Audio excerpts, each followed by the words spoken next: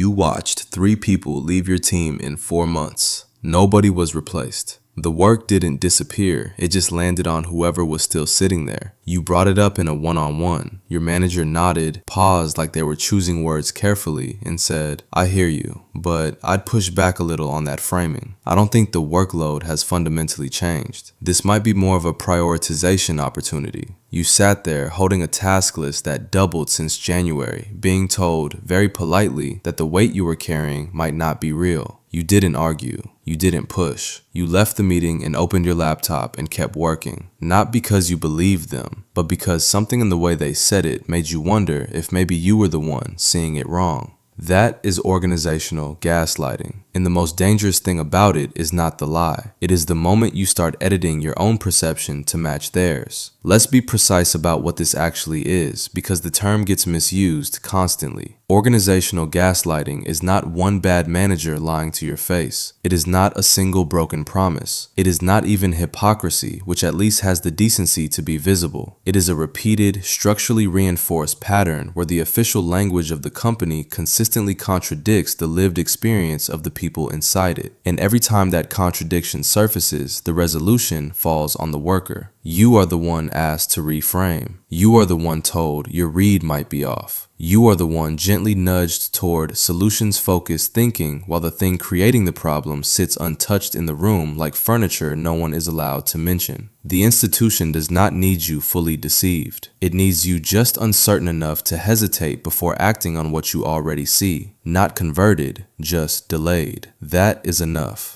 What makes this organizational rather than personal is the architecture behind it. One manipulative manager is a personality problem. You can name it, route around it, report it. But when that same distortion is echoed by HR language, embedded in performance systems, reinforced by leadership messaging, wrapped in company values, and backed by policies vague enough to mean anything, it stops being one person. It becomes the air in the building. The company constructs an environment where the gap between what is said and what is done is so constant that pointing it out starts to feel like a personality flaw. You are not being lied to by a person. You are being processed through a system that has made contradiction invisible by making it permanent. This is not miscommunication. This is not poor leadership awareness. This is managed perception. The organization does not fail to see what you see. It needs you to stop seeing it clearly. Start with workload. The company quietly increases expectations. Headcount drops. Deadlines stay fixed. Scope expands. But the word workload never enters the conversation. What enters instead is prioritization, time management, working smarter. They don't deny the pressure. They remove the word pressure from the room. The structural problem is linguistically erased, and what replaces it is a performance conversation about you. You walk in to talk about a system failure and walk out with a development goal. The workload was a company decision. The diagnosis is personal. And now you are solving the wrong problem with the wrong tools, wondering why nothing improves. Then there is layoff gaslighting, which is the most collectively felt.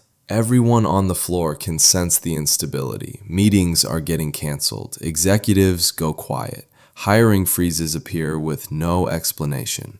You ask your manager directly, and they say, "I haven't heard anything. I think we're in a solid place." 3 weeks later, your department is cut. The same leadership that denied everything now stands on a company-wide call saying this was a difficult but necessary decision. Delivered with rehearsed gravity, as if the difficulty arrived overnight rather than being visible to every person in the building for months. You were not paranoid. You were accurate. But the institution needed you calm and productive up to the exact moment it no longer needed you at all. Your perception was not wrong, it was inconvenient. Why do organizations do this? Not cruelty, incentive logic. Clarity is dangerous to institutions that depend on voluntary overcommitment. If workers saw the situation plainly, they would act on it. They would leave sooner. They would stop overperforming for promises that were never going to be honored.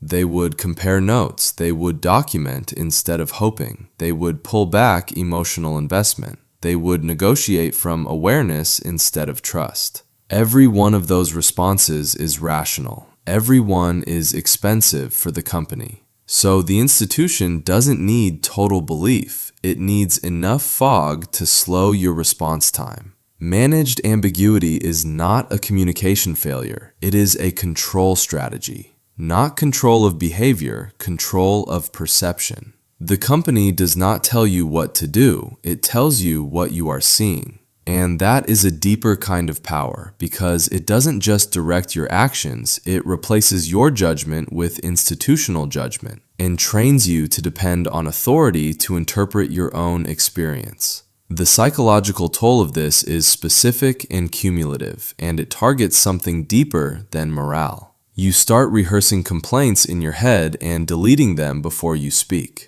You over-explain yourself in meetings because you have been trained to assume your read on things is probably slightly off. You don't trust your own reaction to something until someone above you confirms it first. You feel guilt for being unhappy in a place that keeps telling you how valued you are. You stop saying, "This is a problem," and start saying, "I might be wrong, but..." You begin asking for permission to believe what you already saw.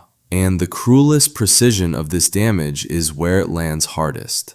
Disengaged workers don't get gaslighted. They stopped paying attention long ago. The ones who absorb the most distortion are the ones who were paying the closest attention. The ones who cared enough to keep trying to reconcile what they saw with what they were told. Disillusionment is not the enemy of the system, perception is. This also explains why polished professional environments execute it so effectively. In rough workplaces, manipulation is blunt. You can see it, name it, fight it. But in white-collar settings, gaslighting arrives through tone, through process. Through a manager saying, "I want to support you," while changing nothing. Through feedback framed as development. Through concern that never once leads to correction. Through documentation that directly contradicts the incentive structure everyone lives under. The most effective organizational gaslighting sounds civilized. It sounds thoughtful. It sounds like a company doing its best. And that is exactly what makes it so difficult to resist. You cannot push back against something that has already dressed itself as help. Then there is promotion gaslighting. You were told advancement is based on merit. You hit the numbers, you led the project, you got the review that said exceeds expectations, and the promotion went somewhere else.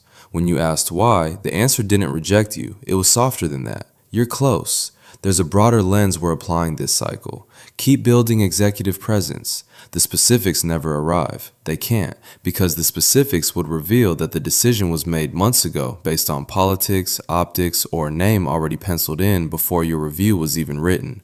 Merit was never the mechanism. It was the vocabulary used to keep you performing while the real mechanism ran on something else entirely. And the part that keeps you trapped is that you keep meeting the bar, and the bar keeps being somewhere new, and you start believing the gap must be something about you that you can't quite see. It isn't. The system needs you reaching.